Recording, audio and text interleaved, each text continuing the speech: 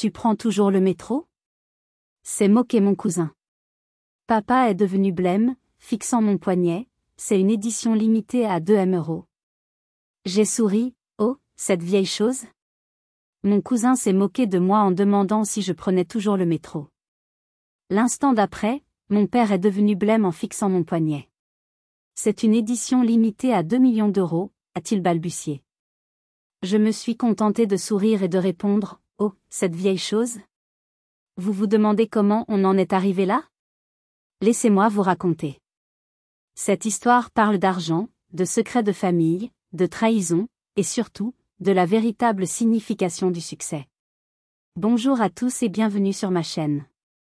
Je m'appelle Chloé, j'ai 28 ans, malgré la direction d'une entreprise de technologie florissante, je vis une vie que ma famille qualifierait de décevante. Avant de plonger dans les détails de cette soirée inoubliable qui a tout changé, j'aimerais beaucoup savoir d'où vous me regardez. C'est une petite tradition que j'aime bien.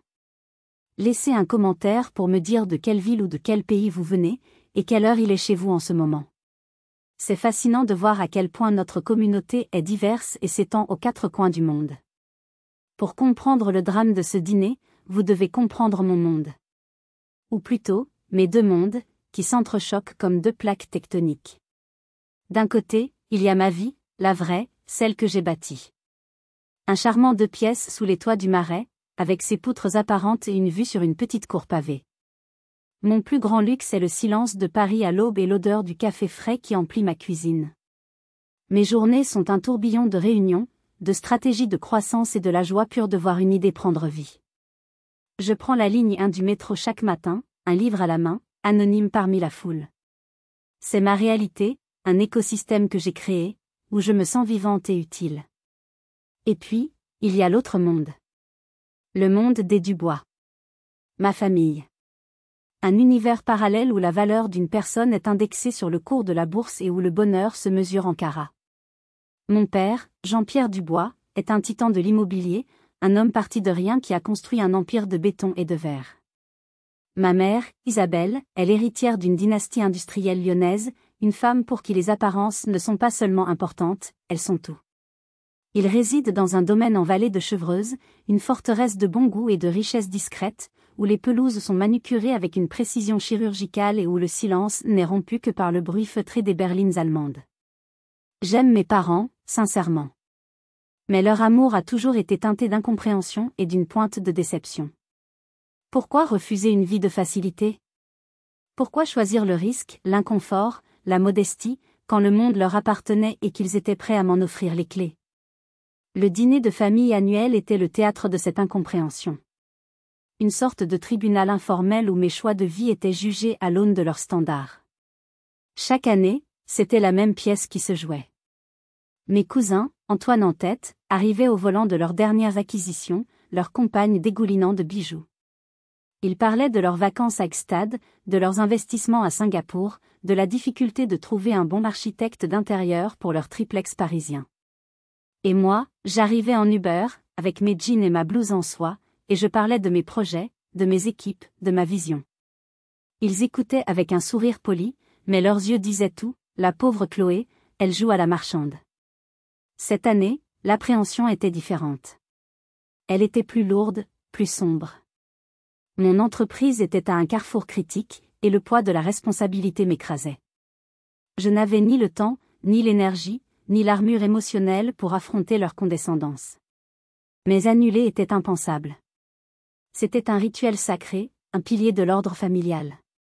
En choisissant mes vêtements ce soir-là, j'ai ignoré la housse de la robe de créateur que ma mère m'avait fait livrer.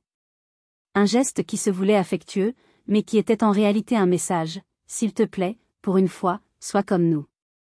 J'ai enfilé mon jean préféré, celui qui avait la forme de mes ambitions, et une blouse simple, mais élégante. Je n'allais pas porter un déguisement. Au moment de partir, mon regard s'est attardé sur mon poignet. Là, reposait le seul objet de valeur que je portais jamais. Un objet dont personne ne soupçonnait l'histoire ni la provenance. C'était mon bouclier secret, mon talisman. Un lien tangible avec la seule personne qui avait cru en moi sans réserve, sans condition. Je ne savais pas encore que ce soir, ce petit cercle de métal et de cuir allait devenir une arme. Une arme qui allait faire exploser les faux-semblants et révéler des vérités que tout le monde, y compris moi, préférait garder enfouies. Comment un objet si personnel pouvait-il devenir le détonateur d'un tel drame familial? Pour que vous saisissiez toute la portée de ce qui allait se passer, je dois vous ramener quelques années en arrière. Je dois vous parler de l'homme qui m'a légué bien plus qu'une montre. Je dois vous parler de Bernard Lacroix. Sortir d'HC Paris avec les félicitations du jury aurait dû être le début d'une carrière tracée d'avance. Le bureau d'angle promis par mon père n'était pas une simple offre, c'était une évidence, une conclusion logique aux yeux de ma famille. Refuser, c'était comme commettre une hérésie. Je me souviens encore de la réaction de mon cousin Antoine, lors d'un déjeuner dominical. Il avait levé les yeux au ciel, un rictus de pitié aux lèvres. « Tu es sérieuse, Chloé? Tu vas laisser passer ça pour aller jouer les geeks dans un garage? C'est du suicide professionnel. » Pour lui, et pour les autres, la réussite était un héritage, pas une conquête. J'ai choisi le « garage ». C'était une petite start-up de la tech nichée dans un incubateur du Sentier, le quartier historique de la confection à Paris. L'endroit sentait le café froid et l'ambition démesurée. Nous étions une poignée de jeunes diplômés, brillants, arrogants et terrifiés, convaincus que nous allions changer le monde avec nos algorithmes. La réalité, c'est que nous étions surtout en train de changer des litres de café en ligne de code, et que nous étions à 2 doigts de la faillite. C'est dans ce chaos créatif que Bernard Lacroix est entré dans ma vie. Le conseil d'administration, en dernier recours, l'avait engagé comme consultant. À 65 ans, Bernard était une légende vivante de la Silicon Valley française. Il avait fondé et vendu 2 géants du logiciel, faisant de lui un homme immensément riche. Mais si vous l'aviez croisé dans la rue, vous ne l'auriez jamais deviné.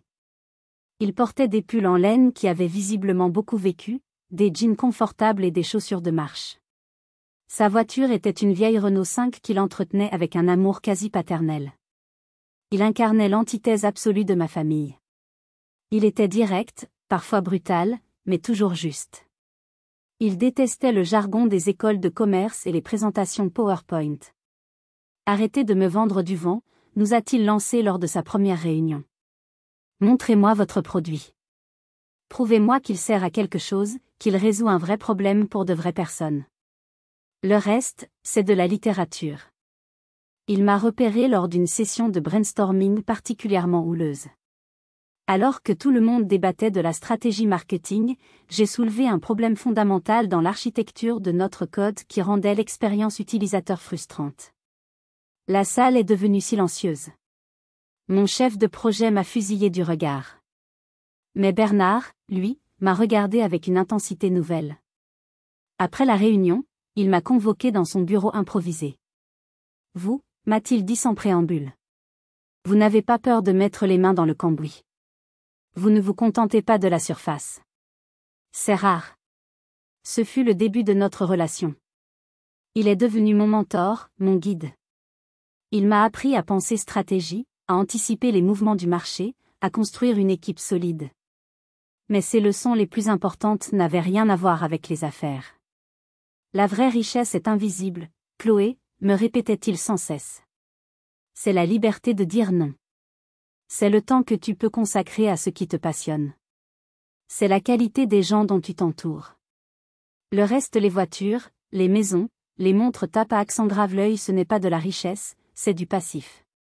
C'est un fardeau qui t'oblige à maintenir un certain statut.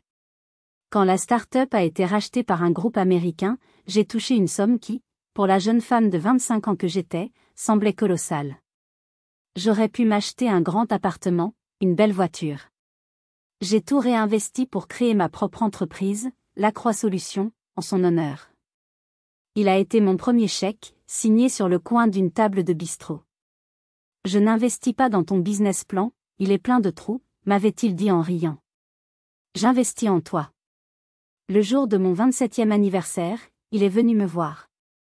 Les 2 premières années de Lacroix Solutions avaient été une épreuve de feu. J'étais épuisé, endetté, mais je tenais bon. Il m'a tendu une petite boîte en bois de rose.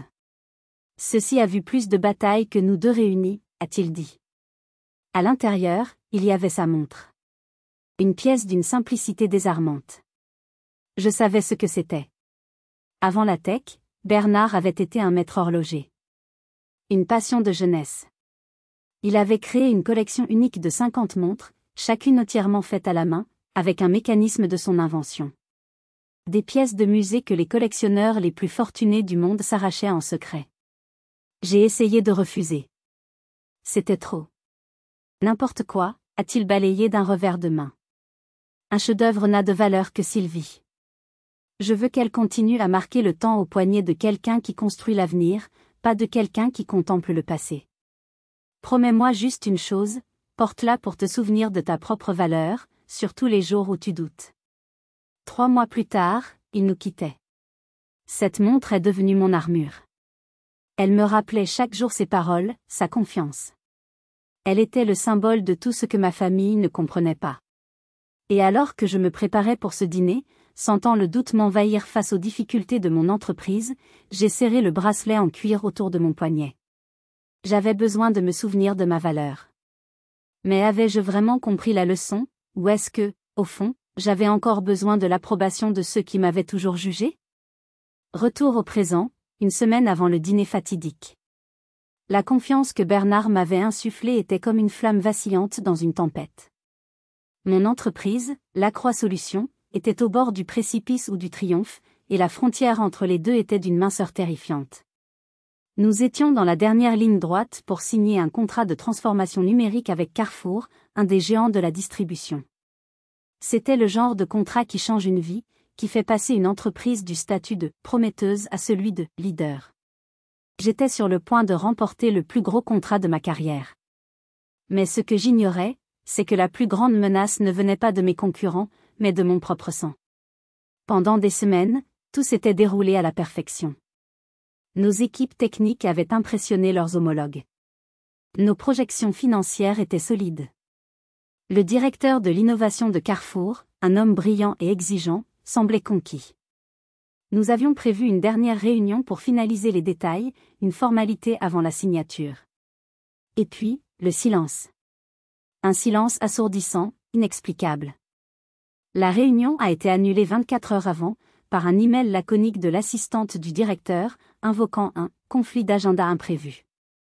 Mes appels restaient sans réponse. Mes emails recevaient des réponses polies mais évasives. Le contact chaleureux et prometteur s'était transformé en un mur de glace. Je sentais le contrat nous glisser entre les doigts, comme du sable fin, et cette impuissance était une torture. La panique a commencé à s'installer, une angoisse froide qui me serrait la gorge. J'ai convoqué des réunions de crise avec mes équipes. Nous avons disséqué chaque email, chaque conversation, chaque ligne de notre proposition. Avions-nous commis une erreur? Avions-nous été trop arrogants? Un concurrent avait-il fait une meilleure offre à la dernière minute?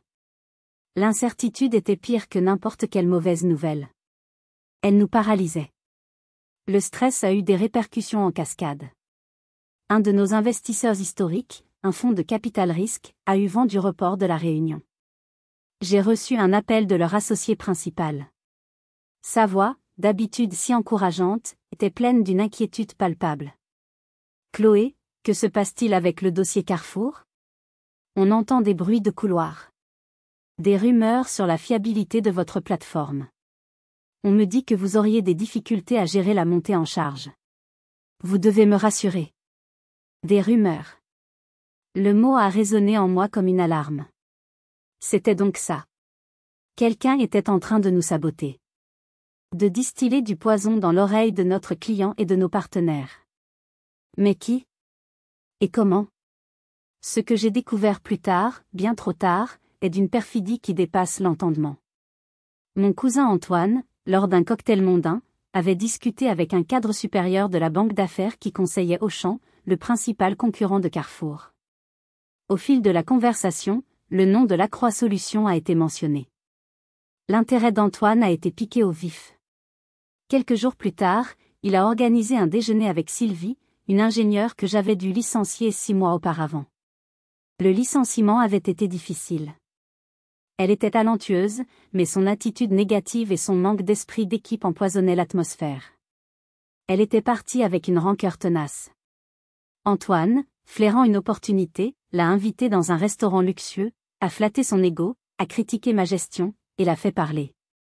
Amère et désireuse de se venger, Sylvie lui a livré sur un plateau d'argent des informations confidentielles, des détails techniques sur notre architecture, des faiblesses potentielles que nous étions en train de corriger, et le nom de notre contact clé chez Carrefour.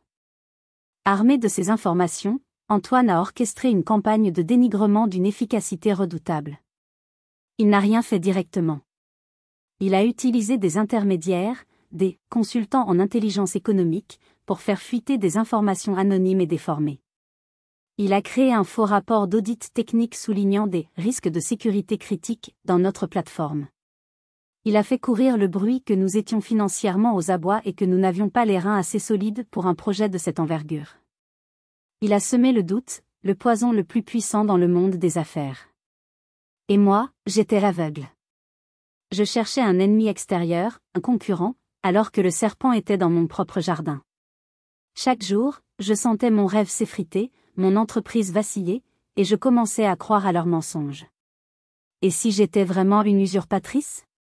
Et si Bernard s'était trompé? Je me tourne vers vous qui m'écoutez. Si vous étiez à ma place, confronté à un sabotage invisible qui menace de détruire tout ce pour quoi vous avez travaillé, qu'auriez-vous fait? Comment auriez-vous trouvé la force de continuer?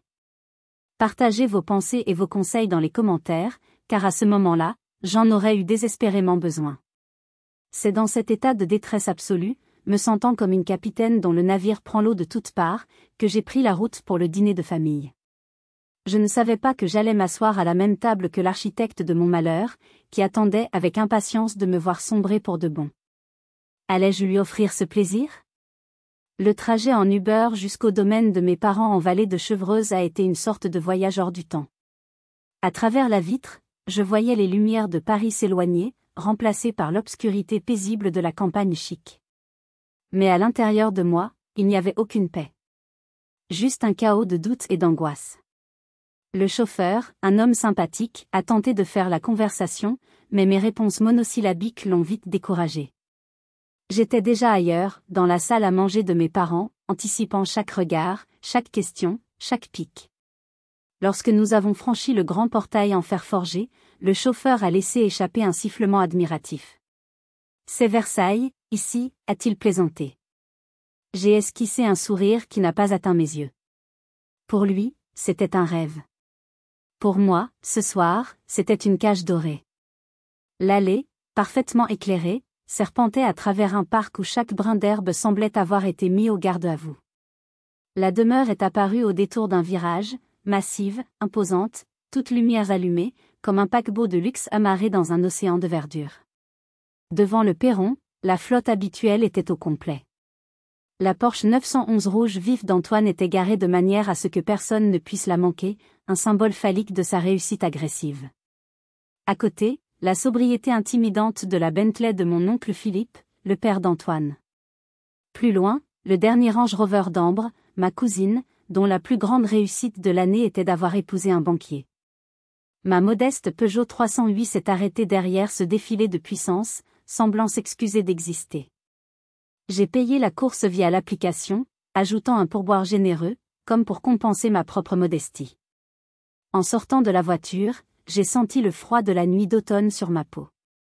La porte monumentale en chêne massif s'est ouverte avant que j'aie pu atteindre la sonnette. C'était le majordome, un homme d'une loyauté et d'une discrétion sans faille, qui m'avait vu faire mes premiers pas dans cette maison. Mademoiselle Chloé, bonsoir. Soyez la bienvenue, a-t-il dit avec une chaleur qui contrastait avec la froideur du marbre du hall d'entrée.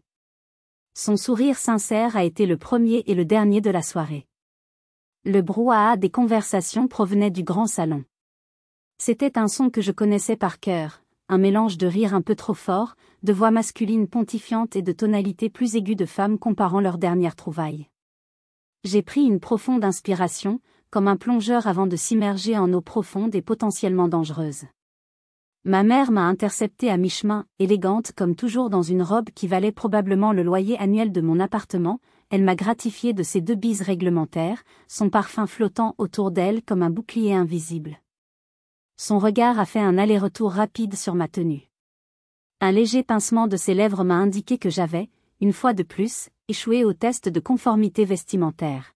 « Chloé, ma chérie. Tu es charmante, mais ce jean. Vraiment. La robe que je t'ai offerte t'aurait tellement mieux allé. Bonsoir, maman. Tu es très élégante, ai-je répondu, esquivant la critique. C'est à ce moment qu'Antoine est apparu, sortant de la foule comme un requin sentant le sang. Il tenait une coupe de champagne, son costume impeccable, son bronzage de vacances encore frais. Il m'a embrassé sur les 2 joues, un geste purement théâtral. Chloé, cousine. Quelle joie de te voir, a-t-il lancé d'une voix faussement enjouée. Il s'est reculé pour mieux me jauger. Toujours ce style, authentique. J'admire ta constance. Puis, il s'est penché vers mon oreille, son souffle sentant le champagne cher. J'espère que tu tiens le coup. Les affaires sont un monde de brutes, n'est-ce pas? Il faut avoir les reins solides. C'était une menace à peine déguisée, une affirmation de son pouvoir. Il me disait, je sais. Je suis derrière tout ça. Et tu ne peux rien faire. La peur s'est mêlée à la colère, créant un cocktail toxique dans mes veines. Mon père est arrivé, m'extirpant des griffes de mon cousin. Son étreinte était ferme, protectrice. Ma fille. Tu as l'air épuisée. Tout va bien? Ses yeux étaient pleins d'une inquiétude sincère. J'ai voulu lui dire, tout lui avouer, la pression, le sabotage, ma peur de tout perdre. Mais comment? Devant tout le monde? J'ai simplement hoché la tête. C'est juste une période chargée, papa. Il n'a pas semblé convaincu, mais l'annonce du passage à table a coupé court à notre conversation. En me dirigeant vers la salle à manger, escortée par ma mère qui me chuchotait des conseils sur la façon de me tenir, je me sentais de plus en plus piégée. La soirée s'annonçait comme un long supplice, et je ne savais pas si j'aurais la force de tenir jusqu'au bout sans craquer. Comment allais-je pouvoir manger, sourire et converser alors que mon monde était en train de s'écrouler, et que l'artisan de ce désastre était assis à quelques centimètres de moi, prêt à savourer ma défaite? S'asseoir à cette table, c'était comme entrer dans une cage aux lions. La salle à manger, avec ses murs tendus de soie, ses tableaux de maître et son argenterie étincelante, était magnifique, mais ce soir, elle me semblait être une chambre de torture sophistiquée. Mon placement, délibéré ou non, était une provocation, coincée entre Antoine, le bourreau, et Ambre, ma cousine dont la conversation la plus profonde portait sur les mérites comparés des spas de Courchevel et de Megève. Le service a commencé, un ballet silencieux et parfaitement orchestré. Le premier plat, des noix de Saint-Jacques délicatement poêlées, a été servi. Et avec lui, le premier round des hostilités verbales. Mon oncle Philippe, le père d'Antoine, a ouvert le bal. Il a raconté, avec une fausse modestie qui ne trompait personne, comment il avait « sauvé » une entreprise belge de la faillite en la rachetant. C'était une bouchée de pain, bien sûr, mais il y a un devoir moral à préserver le savoir-faire européen, a-t-il pontifié, avant de se tourner vers son fils. Antoine a été brillant sur ce dossier. Il a une vision, un instinct pour les affaires. C'est de famille. Antoine a accueilli le compliment avec un hochement de tête étudié. Je n'ai fait que mon devoir, père. Mais il est vrai que dans le climat actuel, seuls les plus forts, les plus agiles, survivent. Les autres sont balayés. Son regard s'est brièvement posé sur moi, un éclair de malice dans les yeux. Ambre a ensuite pris le relais, décrivant son récent voyage aux Maldives. C'était divin, mais tellement épuisant. Choisir entre le massage aux pierres chaudes et la plongée avec les tortues, c'est un vrai dilemme. Elle s'est tournée vers moi. Et toi, Chloé, tu as pris des vacances? Oh, mais c'est vrai, quand on a sa propre boîte, on ne peut jamais déconnecter, n'est-ce pas? Surtout quand les choses sont compliquées. Chaque phrase était une pique, enrobée de miel pour paraître innocente. Ils tissaient leur toile autour de moi, lentement, savamment.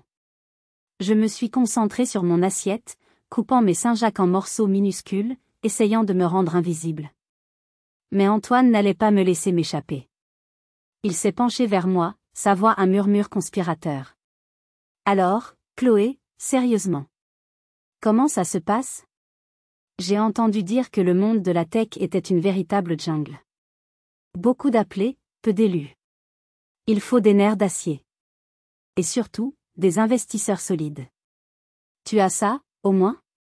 Des gens qui te soutiennent? C'était une question d'une cruauté infinie. Il savait que mes investisseurs commençaient à douter, parce que c'était lui qui avait semé ce doute. Il me forçait à mentir ou à admettre ma faiblesse devant toute la famille. Tout va bien, Antoine, merci de t'en soucier, ai-je répondu, ma voix plus assurée que je ne le pensais. Ma tante, sa mère, est intervenue, sa voix suintant la fausse bienveillance. Ma chérie, nous nous soucions tous de toi. Nous te voyons travailler si dur, pour un résultat si incertain. Il n'y a aucune honte à admettre qu'on a besoin d'aide. Jean-Pierre, a-t-elle dit en s'adressant à mon père à l'autre bout de la table, tu devrais vraiment trouver quelque chose pour elle dans ton groupe. Un poste à sa mesure, où elle pourrait s'épanouir sans toute cette pression. C'était l'humiliation suprême. Me traiter comme une enfant incapable, dont il fallait s'occuper. J'ai senti la colère monter, une vague brûlante. J'ai serré les poings sous la table. La philosophie de Bernard, sa sagesse sur le calme et la valeur intérieure, semblait bien lointaine. En cet instant, je n'aspirais qu'à une chose, essuyer le sourire suffisant de leur visage. Je me suis tournée vers ma tante. C'est très gentil de ta part, ma tante. Mais je m'épanouis très bien là où je suis. La pression fait partie du jeu. C'est ce qui le rend intéressant. Antoine a ri, un petit rire sec et méprisant. Intéressant? Ou terrifiant? Parce que j'ai aussi entendu dire que tu avais dû te séparer de certains de tes meilleurs éléments récemment. Ce n'est jamais bon signe. Il faisait référence à Sylvie. Il me provoquait, me testait, se délectait de son pouvoir. Il savait que je ne pouvais rien dire sans révéler mes difficultés. Je sentais les larmes monter, une rage impuissante me nouer la gorge. Vous vous demandez peut-être pourquoi je ne me suis pas simplement levée et partie. Restez avec moi, car la suite en vaut la peine, je vous le promets. J'ai croisé le regard de mon père. Il était sombre, ses mâchoires contractées. Il voyait le manège, mais il était prisonnier des conventions familiales. Intervenir aurait créé un incident diplomatique. C'est là qu'Antoine, enivré par sa propre cruauté et par mon silence, a décidé de porter l'estocade. Une attaque publique, conçue pour m'anéantir définitivement. Et c'est cette attaque qui, paradoxalement, allait devenir ma plus grande chance. Comment son ultime tentative d'humiliation a-t-elle pu se retourner si spectaculairement contre lui? Le plat principal a été servi. Un magret de canard parfaitement rosé, accompagné d'une sauce aux figues qui embaumait la pièce. Un plat de fête, un plat de célébration. Pour moi, il avait le goût de la cendre. Antoine a attendu que tout le monde soit servi, que les verres soient à nouveau remplis. Il a choisi son moment avec le soin d'un metteur en scène. Il a levé son verre, non pas pour un toast, mais pour attirer l'attention. Sa voix a résonné dans la salle à manger, claire et forte, ne laissant aucune place à l'ambiguïté. D'ailleurs, en parlant de choix de vie et de moyens financiers, a-t-il commencé, un sourire carnassier aux lèvres. J'ai remarqué que tu es arrivée en Uber ce soir, Chloé. C'est très pragmatique. Dis-moi, par curiosité, tu prends toujours le métro en ville aussi? La phrase a éclaté dans le silence relatif du repas comme un coup de feu. Ce n'était plus une pique, c'était une exécution publique. Il venait de tracer une ligne invisible entre eux, le monde des voitures avec chauffeur, et moi, le monde des transports en commun. Ils me bannissaient de leur caste, devant témoins. Tous les regards se sont braqués sur moi. J'ai vu la pitié, la gêne, le mépris. J'ai senti mon visage s'empourprer. J'ai ouvert la bouche pour formuler une réponse cinglante, pour me défendre, mais ma gorge était nouée. J'étais à bout. Et c'est là que l'impensable s'est produit. Le drame n'est pas venu de moi. Il est venu de mon père.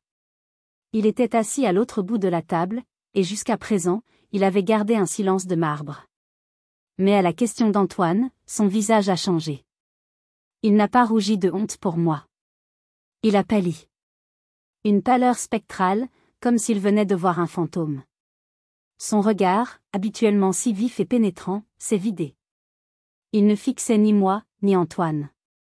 Il fixait un point précis, mon poignet gauche, posé sur la nappe immaculée à côté de mon verre. Sa main, qui tenait son couteau, s'est figée. Le couteau est tombé de ses doigts, heurtant l'assiette en porcelaine de Limoges avec un cling cristallin qui a semblé durer une éternité. Le son a brisé le sortilège. Tout le monde s'est tourné vers lui, surpris par cette réaction étrange. Ta montre, a-t-il murmuré, sa voix un souffle rauque. Antoine, décontenancé, a froncé les sourcils. Pardon? Qu'est-ce qu'elle a, sa montre? Mon père a ignoré son neveu. Il a levé les yeux vers moi, et j'ai vu dans son regard une lueur que je n'avais jamais vue auparavant. Un mélange de stupeur, d'incrédulité, d'admiration? Chloé, a-t-il dit, sa voix retrouvant un peu de sa force. S'il te plaît. Laisse-moi voir ta montre. Le centre de gravité de la pièce s'est déplacé. Ce n'était plus moi, la pauvre cousine, qui était sous les feux des projecteurs. C'était cet objet anodin, ce bracelet de cuir usé que je portais chaque jour. Intriguée et confuse, j'ai défait le fermoir et j'ai tendu la montre à mon voisin, qui l'a passée à sa femme, jusqu'à ce qu'elle arrive dans les mains de mon père. Il l'a prise avec une délicatesse infinie, comme s'il tenait un oisillon tombé du nid. Il a sorti de sa poche une petite paire de lunettes, qu'il n'utilisait que pour lire les contrats les plus complexes. Il a examiné le cadran, le dos du boîtier, la petite couronne.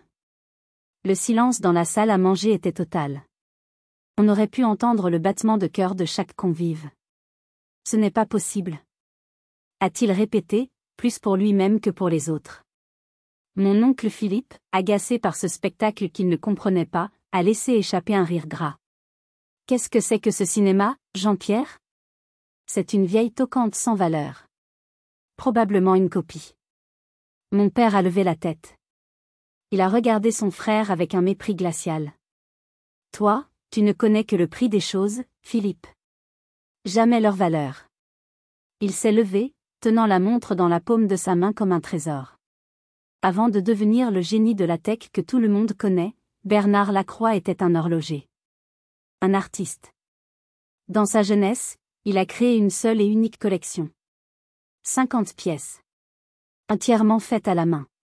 Un travail d'une complexité et d'une beauté inégalées. Les vrais connaisseurs considèrent ces montres comme le saint graal de l'horlogerie moderne. Il a fait le tour de la table et s'est arrêté derrière moi. Il m'a rendu la montre. Ce que ma fille porte au poignet, a-t-il annoncé d'une voix qui ne tremblait plus, une voix pleine d'une fierté nouvelle et féroce, n'est pas une vieille toquante. C'est un chef-d'œuvre. Une pièce de musée. Et sa dernière estimation connue en vente privée, il y a 5 ans, était de 2 millions d'euros. Aujourd'hui, elle vaut probablement beaucoup plus. Le silence qui a suivi n'était pas un silence. C'était le bruit d'un monde qui s'effondre. Le monde d'Antoine. Le monde de ma famille. Et peut-être, un peu, le mien aussi. 2 millions d'euros. Le chiffre a ricoché contre les murs tendus de soie de la salle à manger, aspirant tout l'oxygène de la pièce. Les visages autour de moi étaient un tableau fascinant de stupeur. Ma tante Pamela a porté la main à son collier de perles, comme pour vérifier qu'il était toujours là. Mon oncle Philippe avait la bouche entr'ouverte, son air suffisant remplacé par une expression de confusion totale. Et Antoine? Antoine était d'une pâleur cadavérique. Son univers, construit sur une hiérarchie simple et brutale de la richesse visible, venait de subir un séisme de magnitude 10. J'ai repris la montre que mon père me tendait. Mes doigts tremblaient légèrement en refixant le bracelet autour de mon poignet. La chaleur familière du cuir contre ma peau était rassurante. J'ai relevé la tête et j'ai souri. Ce n'était pas un sourire de triomphe, mais un sourire de sérénité retrouvée. La peur m'avait quitté. Oh, cette vieille chose, ai-je dit calmement, reprenant la phrase que j'avais imaginée tant de fois. C'est un cadeau. Bernard me l'a offerte. Il disait que les objets, comme les idées, ne valent quelque chose que s'ils servent, s'ils vivent. La garder dans un coffre aurait été une insulte à sa mémoire. Mon père me regardait, un respect nouveau dans les yeux. Il te l'a donnée, personnellement? C'était donc vrai, votre relation? Il était bien plus qu'un mentor, papa, ai-je répondu doucement. Il était un ami. Il a été mon premier investisseur. Il a misé sur moi quand j'étais seul contre tous.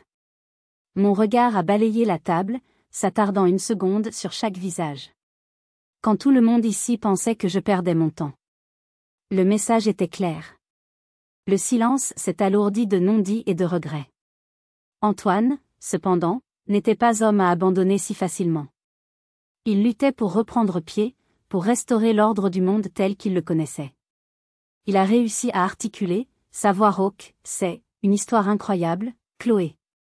Vraiment. Mais, une montre, aussi exceptionnelle soit-elle, ne change rien à la réalité des affaires. Elle ne sauve pas une entreprise en difficulté. Il s'accrochait à sa dernière ligne de défense, son dernier refuge, mon échec professionnel supposé. Il ne réalisait pas qu'il venait de me donner l'arme pour l'achever. J'ai posé mes mains à plat sur la table. J'ai pris une profonde inspiration. Le moment était venu. Fini la défensive. Fini la justification. En difficulté, Antoine, ai-je répété, ma voix posée mais tranchante comme une lame. C'est intéressant que tu utilises ce mot. Parce que j'ai une définition très différente de la situation. Tu parlais de la nécessité d'avoir les reins solides. Tu as raison. Et il se trouve que les nôtres sont bien plus solides que tu ne l'imagines. Je me suis tournée vers mon père, qui buvait mes paroles. Papa, tu suis l'actualité économique. Le groupe Carrefour, ça te dit quelque chose, n'est-ce pas? Il a hoché la tête, intrigué. Évidemment. Un mastodonte. Eh bien, Lacroix Solutions, ma petite start-up, vient de signer un contrat d'exclusivité avec eux. Nous allons piloter la refonte complète de leur système de gestion de données et de leur chaîne logistique au niveau européen. Un projet sur 5 ans. J'ai marqué une pause. Le montant du contrat s'élève à 900 millions d'euros. Si la première bombe avait stupéfié l'Assemblée, celle-ci l'a anéantie. J'ai entendu ma mère halter. Mon oncle Philippe, qui venait de porter son verre à ses lèvres, s'est figé, le verre en suspens. J'ai continué, implacable, en fixant Antoine. Un contrat de cette ampleur, tu t'en doutes, a quelque peu modifié la perception que les investisseurs ont de nous. Nous avons dû refuser plusieurs offres. La semaine dernière, nous avons clôturé un nouveau tour de table, mené par l'un des plus grands fonds de capital risque de la Silicon Valley. Et dans le cadre de cette opération, une nouvelle valorisation de l'entreprise a été établie. J'ai laissé les mots en suspens, prolongeant le supplice d'Antoine. Cette valorisation, certifiée par des cabinets d'audit indépendants, s'élève à 1,8 milliard d'euros. Et comme Bernard, dans sa grande sagesse, avait inclus une clause dans son investissement initial me garantissant de conserver le contrôle, je reste l'actionnaire majoritaire de l'entreprise. Milliard. Le mot a atterri sur la table avec le poids d'une enclume. C'était un concept abstrait pour la plupart des gens, mais pas pour eux. Ils comprenaient ce que cela signifiait. Cela signifiait que la pauvre Chloé, celle qui prenait le métro, était, sur le papier, plus riche que la plupart d'entre eux réunis. Ma mère a été la première à briser le silence, sa voix un fil. Mais, ton appartement, tes jeans, le métro. Je ne comprends pas. Pourquoi? J'ai eu un sourire qui, pour la première fois, n'était pas triste.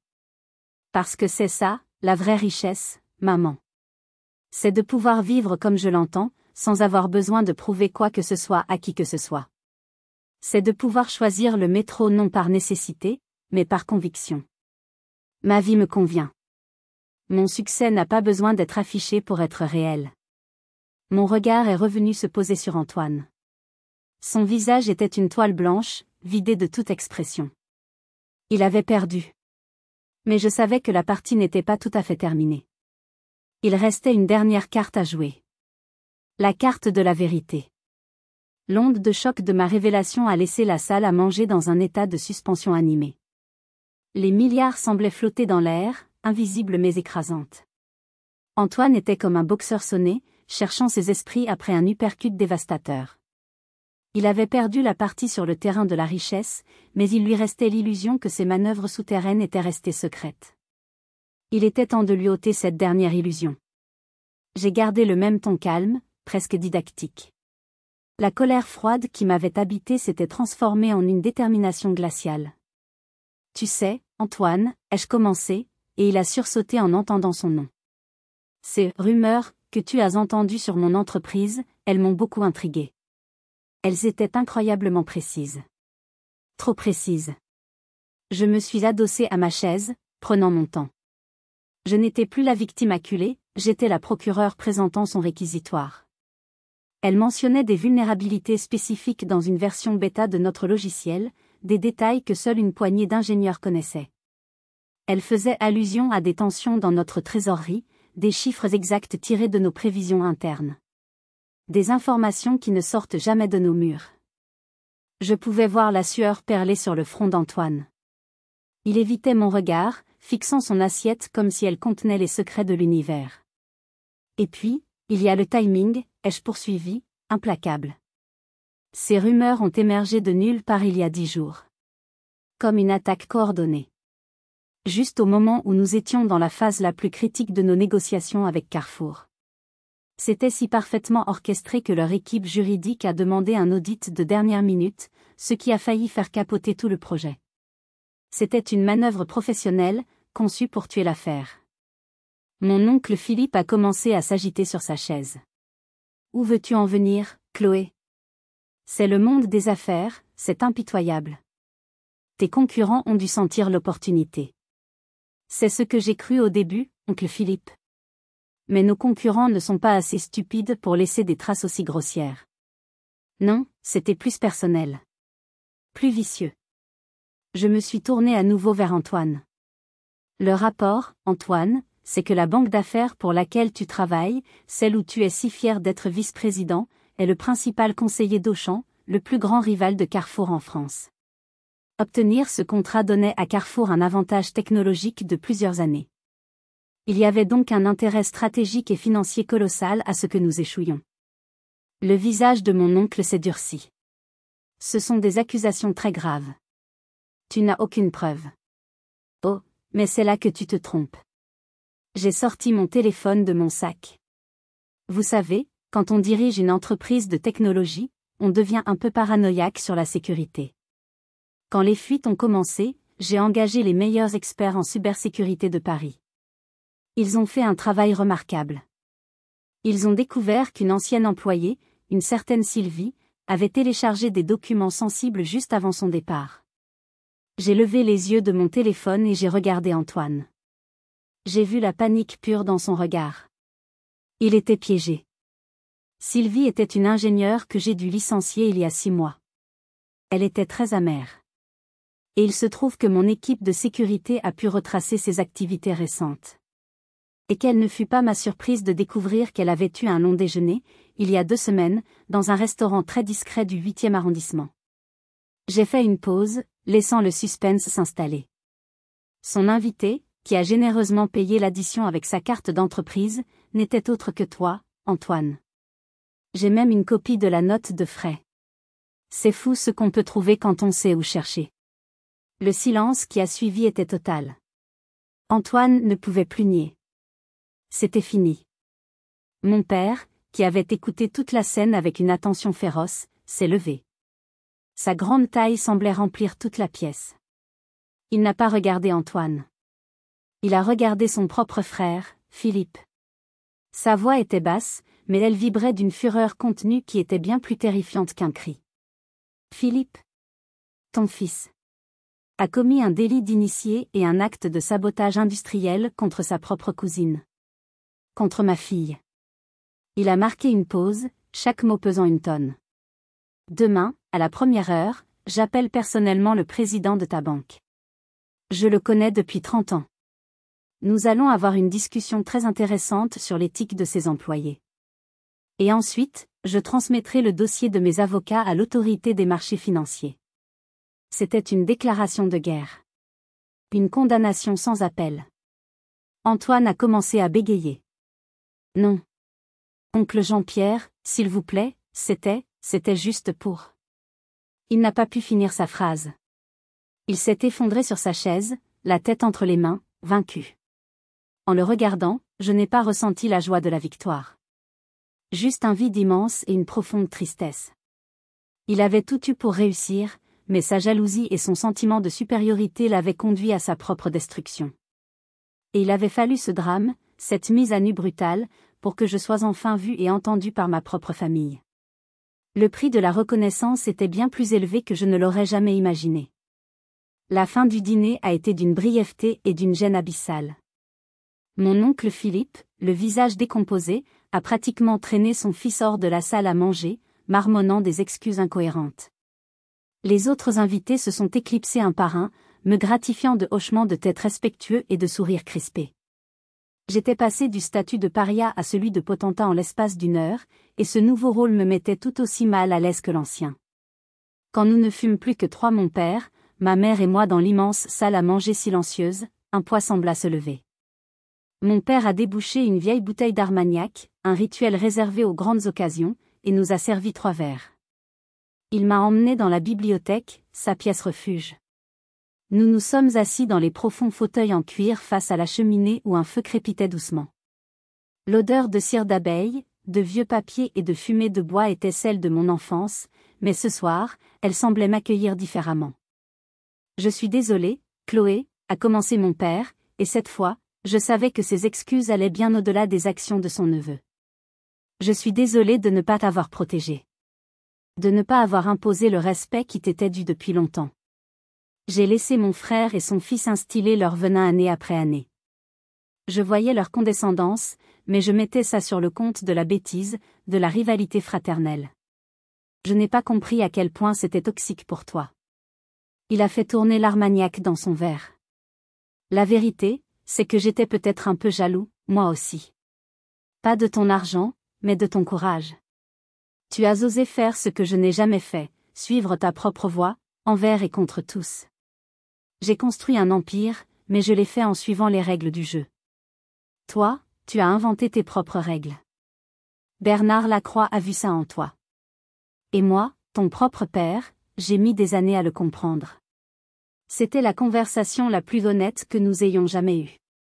C'était comme si le drame de la soirée avait fait voler en éclats des décennies de faux-semblants et de non-dits. Tu n'as pas à être désolé, papa. Tu m'as donné quelque chose de plus important que ta protection. Tu m'as laissé faire mes propres erreurs. Tu m'as laissé devenir moi-même. Il a souri, un sourire triste. Peut-être. Mais un père est censé voir la grandeur de ses enfants avant le reste du monde. Il est devenu plus pragmatique. Pour Antoine, ne t'inquiète pas. L'affaire sera réglée proprement, sans scandale public, mais il ne travaillera plus jamais dans la finance à Paris. Quant à la campagne de dénigrement, j'ai déjà quelques idées. Nous allons organiser une contre-offensive médiatique si discrète et si efficace qu'à la fin, tout le monde pensera que ces rumeurs étaient une tentative désespérée de tes concurrents pour te déstabiliser. Ce qui, d'une certaine manière, est la vérité. Ma mère nous a rejoints, s'asseyant sur le bras de mon fauteuil. Elle a posé une main sur mon épaule. J'ai passé des années à m'inquiéter de savoir si tu avais un manteau assez chaud ou un appartement assez grand, a-t-elle dit doucement. Je me suis trompée de combat. J'aurais dû m'inquiéter de savoir si tu étais entourée de gens qui te méritaient. Elle a soupiré. Je ne comprendrai jamais tout de ton monde, Chloé. Les algorithmes, les levées de fonds, c'est du chinois pour moi. Mais ce soir, j'ai compris une chose. Tu es heureuse. À ta manière. Et tu es forte. Et c'est tout ce qui compte pour une mère. Elle m'a embrassée sur le front. Ce n'était pas une bise mondaine. C'était un geste d'amour, pur et simple. Ce soir-là, quelque chose s'est brisé dans notre famille, c'est certain. L'hypocrisie, la compétition malsaine. Mais quelque chose d'autre s'est construit. Un pont. Un pont entre le monde de l'immobilier et celui de la tech, entre la richesse héritée et la fortune conquise, entre un père et sa fille. En quittant le domaine, au petit matin, je ne me sentais plus comme une étrangère. Je me sentais comme une Dubois, mais à ma propre façon. J'avais trouvé ma place, non pas en me conformant à leurs attentes, mais en les forçant à accepter les miennes. La route serait encore longue, mais pour la première fois, nous regardions tous dans la même direction. Les semaines qui ont suivi ce dîner ont été une période de reconstruction, à la fois pour mon entreprise et pour ma famille. La menace qui pesait sur le contrat Carrefour s'est dissipée comme une brume matinale. Avec l'appui discret mais redoutablement efficace de mon père, les rumeurs ont été étouffées et la confiance a été restaurée. La signature a eu lieu dans les bureaux de Carrefour, un moment de célébration sobre mais intense pour toute mon équipe. La véritable reconstruction, cependant, a été plus personnelle. Mon père est devenu une présence régulière dans ma vie professionnelle. Pas de manière intrusive, mais comme un conseiller sage et bienveillant. Il est devenu le premier mécène de la Fondation Lacroix. Il ne s'est pas contenté de signer un chèque. Il s'est impliqué. Il a passé des heures à mentorer de jeunes entrepreneurs, partageant son expérience avec une passion que je ne lui connaissais pas. Il semblait rajeunir, retrouver l'étincelle de ses débuts, loin de la gestion quotidienne de son empire. Ma mère, elle, a trouvé sa propre façon de se connecter à mon monde. Elle a organisé des dîners, non pas avec des magnats de l'industrie, mais avec les jeunes femmes que la Fondation soutenait. Elle les écoutait, les conseillait sur leur posture, leur présentation, leur confiance en elles. Elle leur transmettait un autre type de pouvoir, celui de l'assurance et de l'élégance, qui étaient tout aussi précieux dans leur parcours. C'est dans ce contexte de renouveau que j'ai rencontré Inès. Elle avait 16 ans, des yeux qui pétillaient d'intelligence et une détermination farouche. Elle venait d'une cité de la banlieue nord de Paris, un de ces endroits que les gens de mon milieu ne voient que depuis le périphérique. Elle avait postulé à notre programme de mentorat avec un projet qui m'a laissé sans voix, une application mobile utilisant l'intelligence artificielle pour aider les jeunes de son quartier à lutter contre le décrochage scolaire en leur proposant des parcours de soutien personnalisés. Je l'ai reçue dans mon bureau, avec sa vue panoramique sur Paris. Elle n'était pas intimidée. Elle a déballé son ordinateur portable et m'a fait une démonstration de son prototype avec l'assurance d'une PDG chevronnée. Sa vision était claire, son code était élégant, et sa motivation était inébranlable. Les gens pensent que parce qu'on vient d'où je viens, on n'a pas d'ambition, m'a-t-elle dit, ses yeux brillants de défi. Ils se trompent. On a juste besoin d'une chance. D'une porte qui s'ouvre. En l'écoutant, je ne voyais pas seulement une jeune prodige. Je me voyais moi-même, des années plus tôt, cherchant désespérément quelqu'un qui croirait en moi. Je voyais Bernard. Son héritage n'était pas dans le coffre d'une banque, il était là, assis en face de moi, vibrant d'une énergie nouvelle. Inès, lui ai-je dit quand elle a terminé. Ton projet est brillant. Mais il a besoin de plus qu'un mentorat. Il a besoin de ressources. La Fondation Lacroix va financer entièrement le développement de ton application. Et mon équipe technique va travailler avec toi, un jour par semaine. Tu ne seras plus une mentorée. Tu seras notre premier entrepreneur en résidence. Les larmes qui ont rempli ses yeux à ce moment-là valaient tous les milliards du monde. C'était ça, le véritable retour sur investissement. C'était ça, la vraie mesure du succès. Ce n'était pas de construire un empire pour soi-même, mais de donner aux autres les outils pour construire le leur. Ce soir, alors que je rentre chez moi, je suis de nouveau dans le métro. La rame est bondée, une mosaïque de l'humanité parisienne. Un ouvrier en bleu de travail, une étudiante plongée dans ses notes, un couple de touristes émerveillés, une femme en tailleur qui me ressemble. Chacun avec son histoire, ses combats, ses rêves. Mon regard se pose sur mon poignet. La montre de Bernard est là, discrète, fidèle. Sa valeur monétaire, si choquante pour ma famille, me semble aujourd'hui anecdotique, presque vulgaire. Sa vraie valeur est ailleurs. Elle est dans le souvenir d'un homme qui m'a appris à regarder au-delà des apparences. Elle est dans le sourire d'Inès. Elle est dans le respect retrouvé dans les yeux de mon père. Cette montre n'est pas un symbole de statut. C'est un compas moral. Elle me rappelle que la richesse la plus durable n'est pas celle que l'on accumule, mais celle que l'on transmet. Que la force la plus grande n'est pas de dominer les autres, mais de les élever. Cette soirée-là, ma famille a été éblouie par le prix de ma montre. Mais ce qu'ils ont fini par comprendre, et ce que j'ai moi-même pleinement intégré, c'est que la vraie valeur d'une personne ne se mesure pas. Elle se vit. Elle se partage. Et vous ?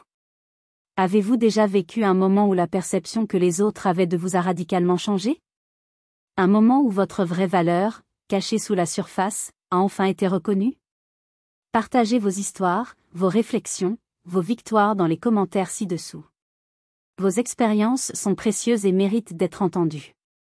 Si ce récit a fait écho en vous, si vous croyez qu'il existe une autre définition du succès, alors laissez un j'aime et abonnez-vous à ma chaîne pour plus d'histoires sur la quête de sens dans un monde qui en a désespérément besoin. Merci de m'avoir écouté. Et n'oubliez jamais, où que vous soyez et quoi que vous fassiez, votre vraie valeur n'a pas de prix. Elle est inestimable.